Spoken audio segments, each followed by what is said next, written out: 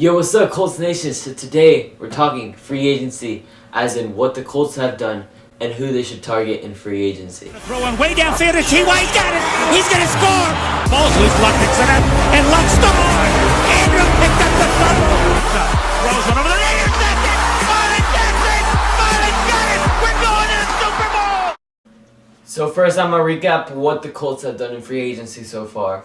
All right. So before free agency started, the Colts made a couple moves. First off, they re-signed Jack Doyle.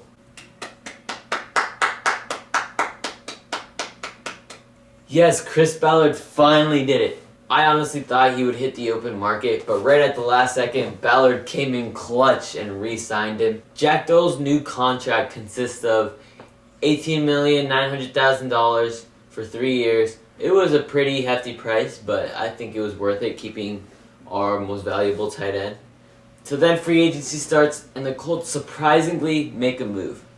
Drum roll, please. The Colts sign Punter, Jeff.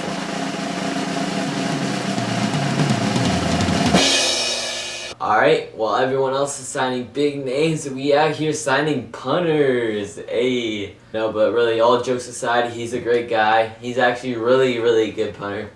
His stats line up close to McAfee, so we found a replacement for McAfee. Jeff Locke's new deal consisted of 1 year, $3 million, so I think we'll sign him next year if he does well. So then out of nowhere, the Colts make a move with the Patriots. Like, that's the first time I've ever heard that in my lifetime. The deal was we traded Dwayne Allen and a 6th round pick for a 4th round pick. My opinion on this is, it was a good trade for us. Dwayne Allen has been average at best. He had that one Jets game that was alright, but that was against a terrible team. Apart from that, whole year he's been dropping balls. He's an okay route runner. He's a great blocker, but overall his injuries and his drop passes weren't worth for us to keep him. That happened, I think, after we signed Jack Doyle, so it makes sense. Benefits for us from the trade were that we were able to get it off Dwayne Allen's massive contract that Grigson gave him, and that we got a 4th round pick. So now we have like 6 in the first 4 rounds, which is pretty damn good. But hopefully the Patriots aren't able to do anything with him, because then we'll be regretting trading him. And I don't want to make the Patriots better than they already are, so hopefully Dwayne Allen doesn't do any better. So next, the Colts signed Barkevious,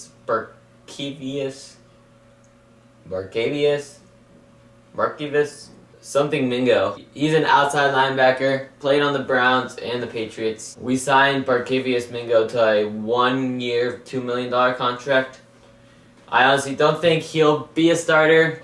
He'll be just there for depth and to help our competition during practice. But it was a good signing by Ballard. Gives us depth. But after Mingo, Chris Ballard started making big moves. He signed John Simon, outside linebacker of the Texans, to a 3-year, $13,500,000 contract. My opinion is, the dude looks alright on tape. Not sure if he'll be a starter if we draft someone, but he's great depth to have. Simon had 51 combined tackles, which was pretty good, including that he was a rotational player. As a starter, he could do a lot in Indy. Depends if we draft someone. But yeah, another great deal by Chris Ballard. The Colts also made a move in releasing cornerback Patrick Robinson. Another Grigson failure. All I can say to describe this guy is Throughout the season, he got hurt. He constantly got beat. He had a couple sparks of something that could be good, but most of the season was a failure for him. So cutting him and saving $2.5 million in cap was a good move by Ballard. All I can say is another good move, but we need more cornerback depth now. Next came our biggest signing of the free agency. Outside linebacker JABAAL Sheard comes from the Patriots. He signs a 3-year, $25 million contract. I mean, that's a big contract, but I think it's definitely worth it considering all the pass rush potential he possesses. This dude is a beast. He's a big man. He loves to bull rush. I think he's definitely going to be a starter on our defense. He has lots of potential. The Patriots only used him as a rotational player again. But this guy on film looks really good. Hopefully, he's able to transition that into the Colts. The big thing that really jumps out to you about Sheard is he's had 9 starts, and in those 9 starts, he's had 13 sacks. I mean, that's a crazy stat line. Yeah, great move by Ballard. He's flying under the radar, honestly. Alright, so next thing the Colts do is re-sign Robert Turbin. I think this was a brilliant move by Ballard. Turbin really has 2 big roles on our team. One which is giving Gore a break whenever he needs it. The second one being on those goal line short distance situation. He had like the best carry to touchdown ratio in the NFL. His new contract consisted of 2 years for $4,100,000. It's a very cheap price, but I think he's gonna benefit our team a lot. Next, the Colts had 2 very small signings. The first of which was Margus Hunt from the Bengals. He was a 2nd round pick in the 2013 draft. I don't think he's gonna be a starter. He could possibly be a rotational role, but where he excelled was special teams. He blocks a bunch of kicks. He has a massive size, and just that edge on special teams makes him easy to sign. Some say he could be a late bloomer. I mean, the Bengals ranked him as high as a 2nd round pick, so he must have some talent in him. It just hasn't showed in the NFL yet. The next guy we signed was Brian Schwenke, coming from the Tennessee Titans. He plays center and guard. This guy's actually pretty good. I could actually see him starting for us. We desperately need help at either guard on the right side or tackle on the right side, and he could provide depth and stability there. He started a couple games in the NFL, so he has some experience, but it was a good signing since we really need help on the right side of the line. He thinks he can start, so let's see how things play out. On the right side, I think Haig is a definite starter. I think there's going to be a lot of competition between Clark and Schwenke, as I don't really think Good is good enough to start. So Schwenke could be a solid option at right guard. Next, the Colts acquired a position of need.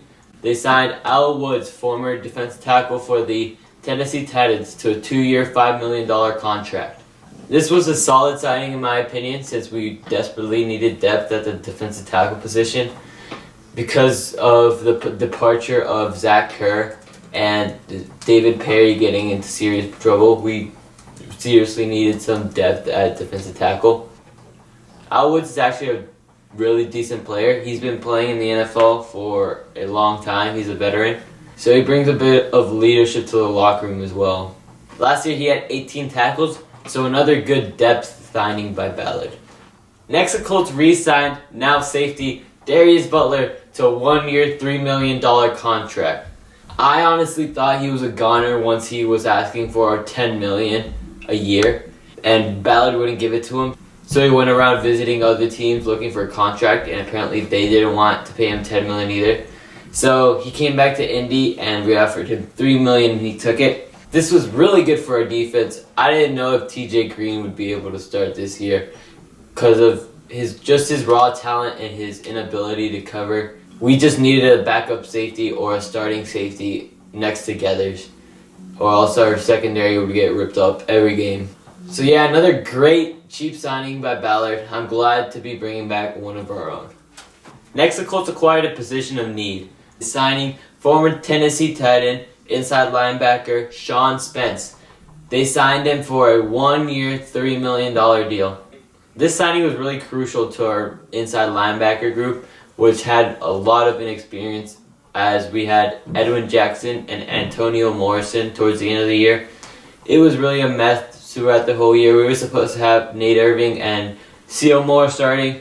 Nate Irving got cut right before preseason, and C.O. Moore, he was really bad throughout the first 1 or 2 weeks, and he eventually got cut.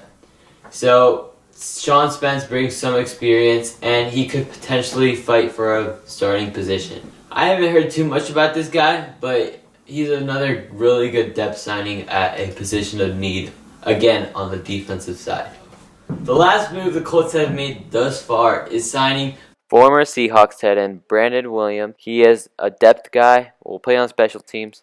He fills in for Dwayne Allen departing in the New England trade. So now I'm going to talk about rumors that have been going around about the Colts and who they might target, and some targets I think could really help us. Poe has been traveling across the country meeting with teams. According to a football analyst, our meeting with Poe went well.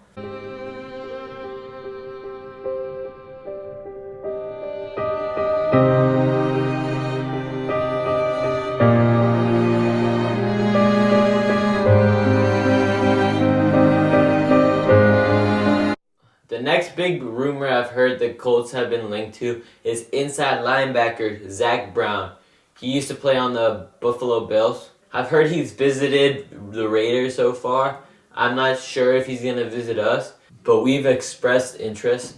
Zach Brown would really boost our inside linebacker group. He's crazy fast. He can pass rush too. I think he would start over Edwin Jackson and alongside Antonio Morrison. But I think he's going to ask for big money as well. And the last big rumor I've really heard us linked to is Kevin Minter. He visited with us a couple days ago.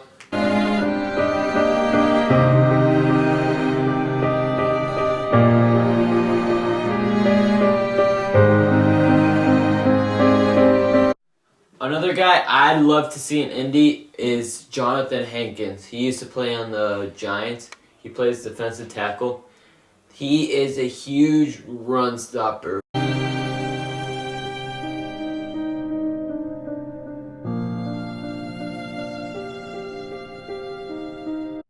So that about wraps up our free agency talk for today.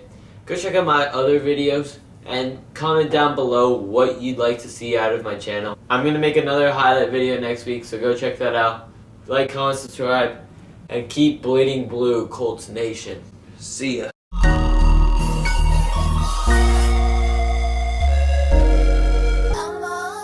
And they say if we'll only avoid any confrontation with the enemy, he'll forget his evil ways and learn to love us. All who